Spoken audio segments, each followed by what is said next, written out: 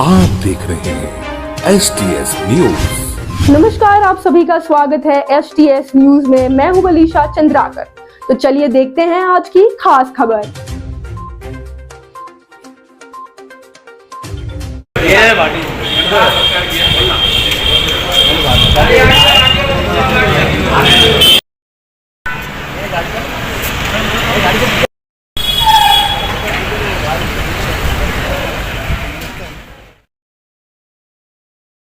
नमस्कार, मैं हूं अमृत शर्मा। आप देख रहे हैं STS टाइम। देश भर में मोदी @9 का कार्यक्रम आयोजन किया जा रहा है। प्रधानमंत्री नरेंद्र मोदी के 9 वर्ष पूर्ण होने पर मोदी @9 का कार्यक्रम पूरे देश भर में किया जा रहा है।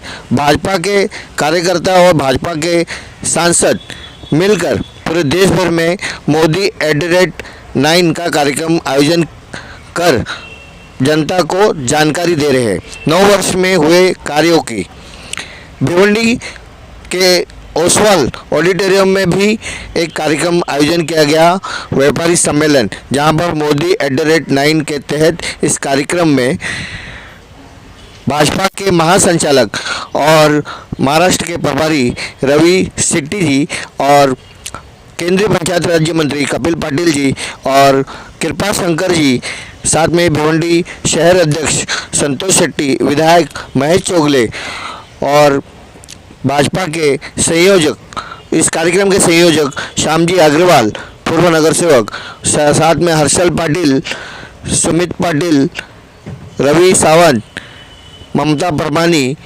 और रतिलाल सुमरिया और कई दिग्गज नेता इस कार्यक्रम में उपस्थित थे।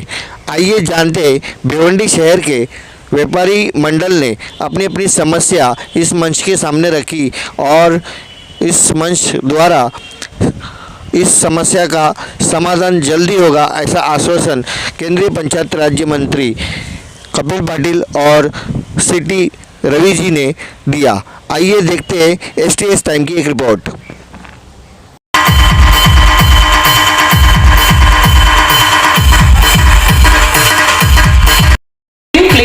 एक बार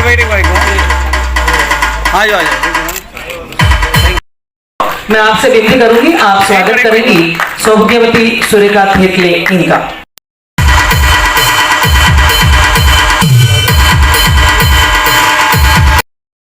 इनका भी आप स्वागत करेंगे। एडवोकेट हर्षल पाटिल,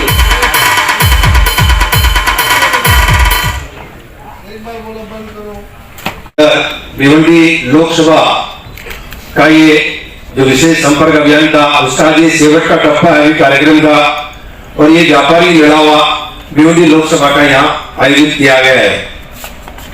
इस कार्यक्रम में उपस्थित हमारे राष्ट्रीय महासचिव और महाराष्ट्र के प्रभारी श्री सिटी रवि जी, हमारे लोकप्रिय खासदार व केंद्रीय मंत्री श्री कपिल जी पाटिल, श्री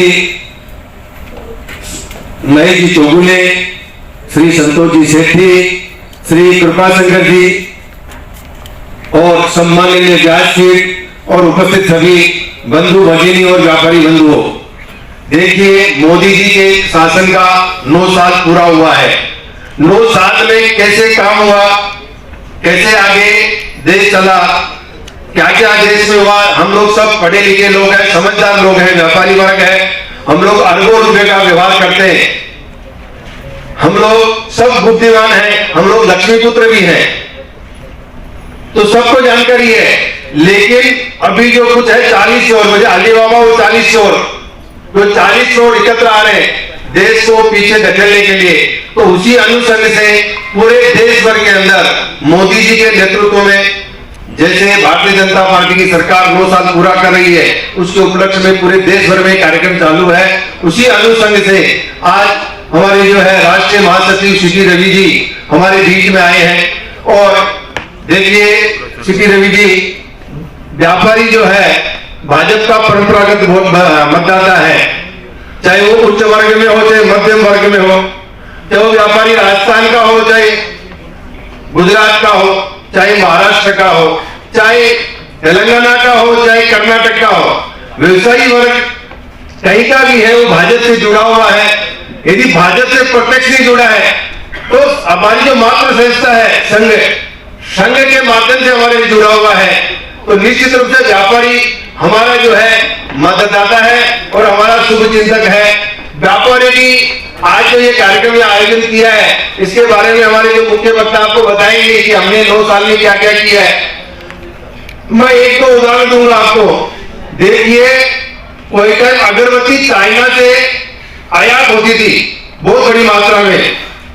पिछले 70 साल में किसी सरकार का ध्यान नहीं गया कि अगरबत्ती हम लोग चाइना से मंगाते। रोज हर एक व्यक्ति सुबह सुबह 2 या 4 अगरबत्ती जलाता होगा, चाहे वो हिंदू हो चाहे मुस्लिम हो। लेकिन मोदी जी के नेतृत्व में निर्णय लिया गया, जो बांस जो है, पहले बांस तो पेड़ की संज्ञा थी, लेकिन मोदी जी ने उसको पेड़ से निकाल के उसको पेड़ की संज्ञा से बाहर निकाल दिया। आज की तारीख में हमें यदि 100% हम लोग यदि आयात करते थे तो आज 10% आयात हम लोग करते हैं। ऐसी परिस्थिति ये मोदी जी की दूरदृष्टि है। आज जाएंगे जो हमारा गोडाउन एरिया है, वहाँ आजकल MMRDA का एक बात चली है कि MMRDA अप्रूव कराओ, मगर पहले जहाँ हम लोगों ने 2012 से कंपनी डाल के बैठे हैं, वहाँ पे हमारे पास MPCB का लाइसेंस था। अब MPCB वाले हमको बोल रहे हैं कि पहले MMRDA क्लियर करो, उसके बाद हम आपको MPCB देंगे। तो उसकी वजह से हमारा पूरा बिजनेस बंद होने के कगार के ऊपर है। ज्यादातर लोग यहाँ से बिजनेस बंद करके गुजरात चले जा रहे हैं। मगर आप लोगों को मेरी विनती है कि पहले MPCB वाले को बोलिए कि जिनका पहले से रेगुलराइज MPCB था उनका रेगुलराइज करे। MMRDA का जब भी प्रॉब्लम सोल्व होगा, जब लोग कराएंगे, सबसे ज्यादा बड़ा प्रॉब्लम MPCB और MMRDA के बीच का है, और ये ध्यान आपको खूब अच्छी तरह से देना पड़ेगा। यहाँ पे बहुत से लोग ऐसे होंगे जिनका एक बहुत बड़ा प्रॉब्लम है। हमारे यहाँ MMRDA डिक्लेयर हुआ और 2007 से लेके 2014 तक हम लोग इंतजार में ही थे कि MMRDA का DPR सैंक्शन होगा, उसको मान्यता मिलेगी। वो नहीं हुआ। लेकिन जब देवेंद्र जी मुख्यमंत्री बने तो उन्होंने इमीडिएटली कर दिया। अभी आपको उल्टा सहूलत दिया है, रेगुलाइज हो रहा है। MPCB यही करेंगे कि आप रेगुलाइज करो, फिर हमारे पास से आप NOC ले लो। अभी उसमें दिक्कत क्या है, मेरे को समझ में नहीं आता है। सर MPCB को बोलिए कि अभी हम लोगों का जो रेगुलर सुनो, उनका भी MMRDA ये चाहती है कि अभी आगे से कोई इलीगल काम ना करे। हमको ये आदत डालनी पड़ेगी रेगुलाइज की। सर मगर परंपरा से यही करते रहेंगे। सर MMRDA को बोलो तुरंत रेगुलाइज करे, उसमें क्या दिक्कतें आ रही है? नहीं, वो मेरे हाथ में नहीं है। फिर ये उस वक्त साथ नहीं दिया। आपको किसी को अगर MMRDA के पास आपका प्रपोजल गया है तो आप मुझे बोलो, कमिश्नर को बोलने की जिम्मेदारी मेरी। सर मगर MPCB अगर 2 साल तक एक्सटेंड करके देती है तो 2 साल के अंदर हर आदमी MMRDA में के अंतर्गत आ जाएगा। 2 साल का एक्सटेंशन MPCB देवे 2024 या 2025 तक, तो 2025 तक सब MMRDA के अंतर्गत आ जाएंगे।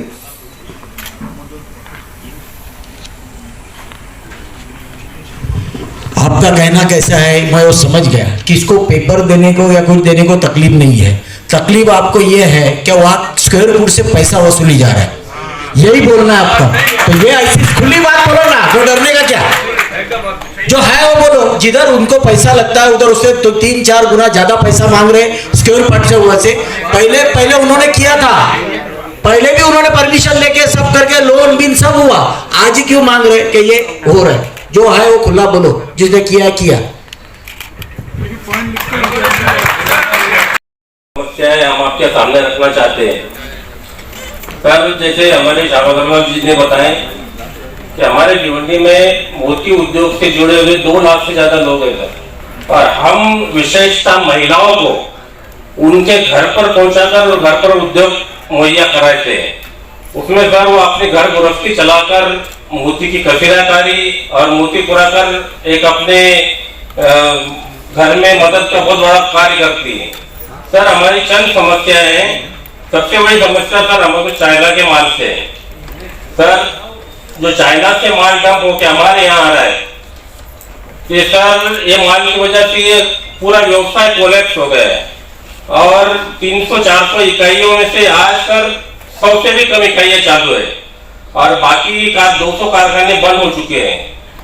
और दूसरी समस्या सर हमारे पावर की है। टोरेंट पावर जो वितरण हमारे को मिलता है, हमारा जो व्यवसाय है सर ये लूम उद्योग से ही जुड़ा हुआ है। जैसा कपड़े पर ही मोती का उपयोग होता है, तो पावर लूम को जिस तरह से सब्सिडी मिलती है सर, वैसे हमको सब्सिडी नहीं मिल पाती। इसकी वजह से ये व्यवसाय की विशेषता है सर। ये व्यवसाय सिर्फ पूरे भारत में सिर्फ भिवंडी में होता है। स्क्रैप मटेरियल से, स्क्रैप भंगार से हम लोग प्लास्टिक मोती बनाते हैं और वो सर सिर्फ भिवंडी में ही बनता है, क्योंकि यहाँ का जो क्लाइमेट है ये इसके लिए बहुत पोषक है। और सर ये उद्योग आजकल बहुत ही खराब पोजीशन में चल रहा है। ऊपर से सर जो टोरेंट पावर ने सिक्योरिटी डिपॉजिट के नाम पर हर कारखाने पर लाख 1.5 रुपए सर भरने के लिए कह रहे हैं। सर ये हमारा जो व्यवसाय ऐसे खत्म हो चुका है, अभी हर आदमी के लिए पॉसिबल नहीं है सर। तो मेरी आपसे विनंती है सर, आप एकदम जाति से इस पर लक्ष्य दीजिए और ये व्यवसाय बचाने के लिए हमारी मदद कीजिए। अभी मैं रिप्रेजेंट कर रहा हूँ हालारी पावर लूम एसोसिएशन पिटमा, श्री हालारी विशाल ओसवाल समाज। हमारी ये मांग है सरकार से कि इलेक्ट्रिसिटी जो टैरिफ है वो अभी 27 HP के नीचे अलग है, 27 HP के ऊपर अलग है। तो उसको जब फडणवीस साहब जब भिवंडी आए थे तब उन्होंने वादा किया था कि वो 27 के नीचे ऊपर को वो 40 HP तक लेके जाएंगे। बट हम मांग कर रहे हैं कि ये 60 HP तक हो जाए तो ये जो प्रॉब्लम हो रही है नीचे ऊपर कपड़ा सेम बने दोनों में।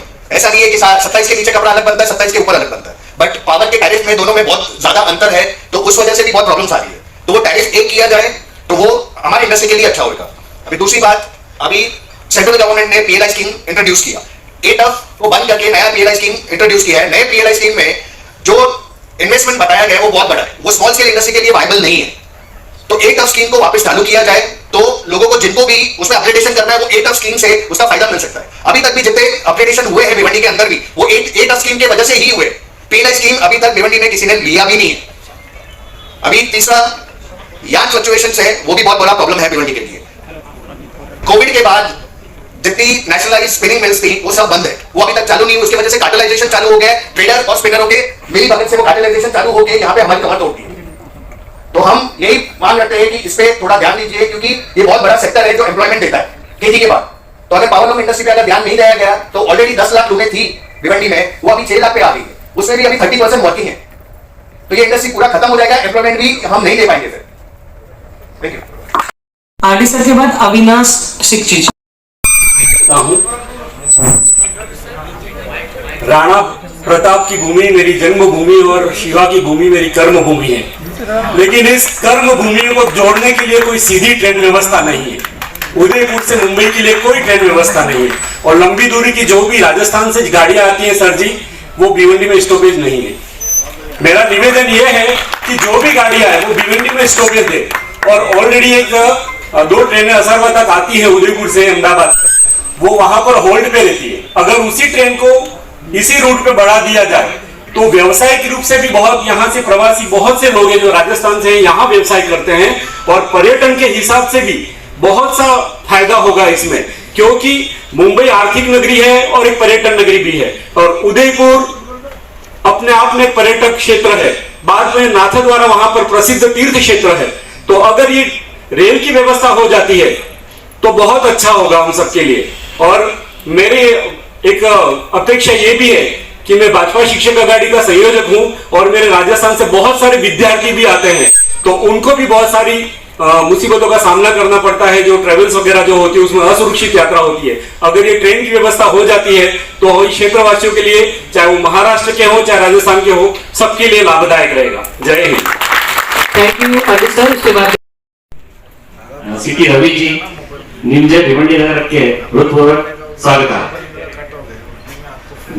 आपका सबका स्वागत करते हुए मैं यहाँ के जो छोटे व्यापारी है उनको रिप्रेजेंट कर रहा हूँ। मैं भाजपा का उपाध्यक्ष भी हूँ, व्यापारी अघाड़ी का संयोजक भी हूँ। यहाँ पर एक प्रॉब्लम आ रहा है, हालांकि हमारे खासदार साहब हमारे साथ हमेशा जुड़े हुए रहते हैं। GST के असेसमेंट को लेके यहाँ पे बहुत बड़ी समस्या है।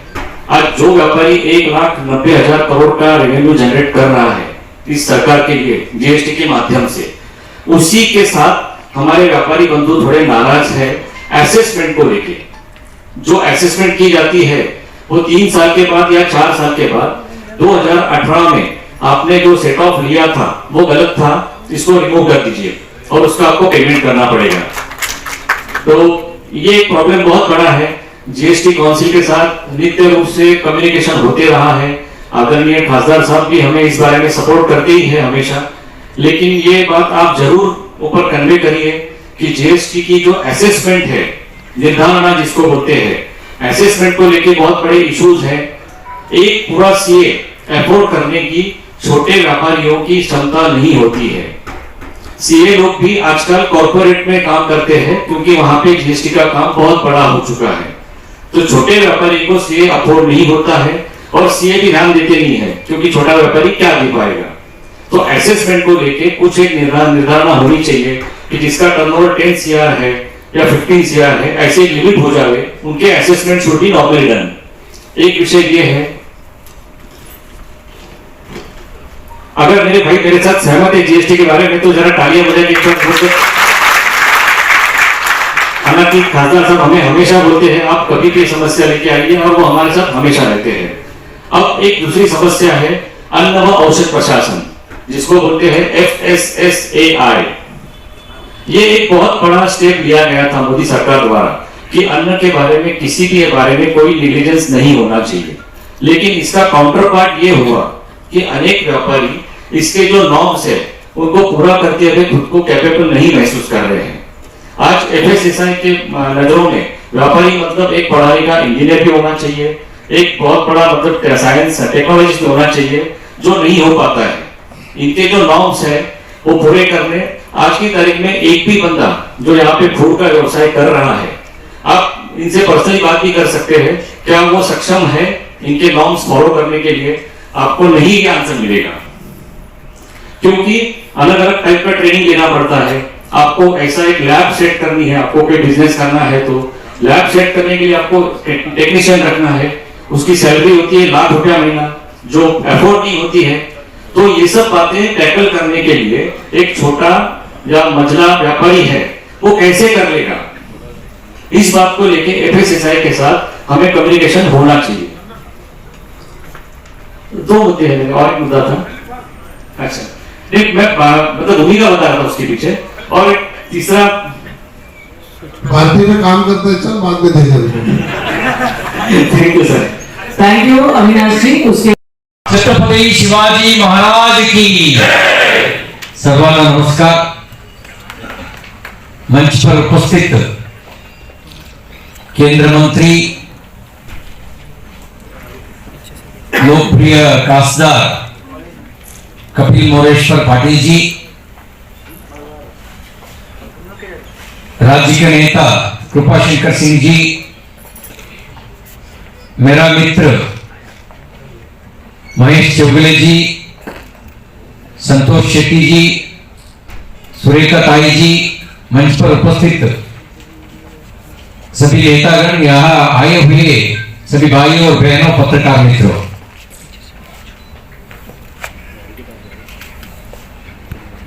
देश चलाने के लिए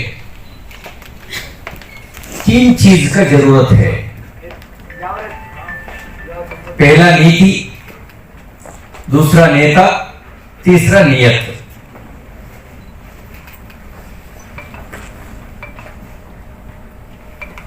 अब कंपेयर करिए, कांग्रेस का नीति क्या है, भाजपा का नीति क्या है। भाजपा का नीति है देश सर्वोपरि, सबका साथ सबका विकास, लोकतंत्र के ऊपर विश्वास, अंत्योदय, आत्मनिर्भर भारत, वो अपना नीति है। कांग्रेस का नीति क्या है? ऐसे ही नई खबरों के लिए जुड़े रहे STS न्यूज के साथ। मैं अलीशा चंद्राकर। जय हिंद।